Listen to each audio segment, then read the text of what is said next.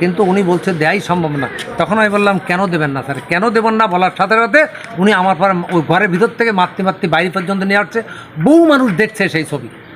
আমাকে মারতে মারতে একদম চট থাপড়ি এইভাবে দিয়ে দিতে, আমি একজন সেনা সদস্য, এই ব্যাপারটা উনি আমার সাথে করছে। সাতক্ষীরা তালার ইসলামকাটি ইউপি চেয়ারম্যান ও জামাত নেতা গোলাম ফারুকের হাতে অবসরপ্রাপ্ত সেনা সদস্য রজব আলীর লাঞ্ছিতের ঘটনা ঘটেছে। এ ঘটনায় অবসরপ্রাপ্ত সেনা সদস্য রজব আলী সাংবাদিকদের জানান, আমি লেন্স কর্পোরাল অবসরপ্রাপ্ত মোহাম্মদ রজব আলী, আমার বাড়ি ইসলামকাটি 4 নম্বর ওয়ার্ড। আমি চেয়ারম্যান সাহেবের কাছে আসছিলাম আমার ওয়াইফের একটা সনদপত্রের জন্য। উনি বলছে যে এটা আমার দ্বারা দেওয়া সম্ভব না, আপনি এই এলাকার নাগরিক না।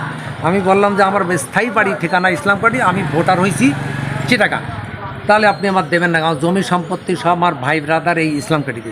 উনি বলছে দেওয়া সম্ভব না, আমি দিতে পারলাম। তখন আমি বললাম স্যার এটা আমার খুব জরুরি, আমি মারা গেলে আমার পেনশনের হকদার হবে আমার ওয়াইফ, এটা একটু দেন, দিলে আমার একটু উপকার হবে স্যার। আমি এই চিটাগাংতে আসছি অনেক কষ্ট, অনেক টাকা খরচ করে এই যে এই সম্পত্রটার জন্য, কিন্তু উনি বলছে দেয়াই সম্ভব না। তখন আমি বললাম কেন দেবেন না স্যার, কেন দেবেন না বলার সাথে সাথে উনি আমার পর ওই ঘরের ভিতর থেকে মারতে মারতে বাইরে পর্যন্ত নিয়ে আসছে। বহু মানুষ দেখছে সেই ছবি। আমাকে মারতে মারতে একদম চট থাপড়ি এইভাবে দিয়ে দিতে, আমি একজন সেনা সদস্য, এই ব্যাপারটা উনি আমার সাথে করছে। এখন উনি কার ক্ষমতাতে উনি এইগুলো করছে আমার জানা নাই। আমি চলে গেলাম, আমি আমার কর্তৃপক্ষের কাছে আমার যা বলার আমি বলবো, এবং টেলিফোনেও আমি বলেছি। আমার চেয়ারম্যানের নাম গোলাম সরোয়ার, চেয়ারম্যান গোলাম ফারুক। হ্যাঁ, ওনার বাড়ি মনে, ওনার এই যে এখানে কী লেখা রয়েছে, এখানে লেখা আছে মোহাম্মদ গোলাম ফারুক, চেয়ারম্যান 7 নম্বর ইসলামকাটি ইউনিয়ন, সাতক্ষীরা।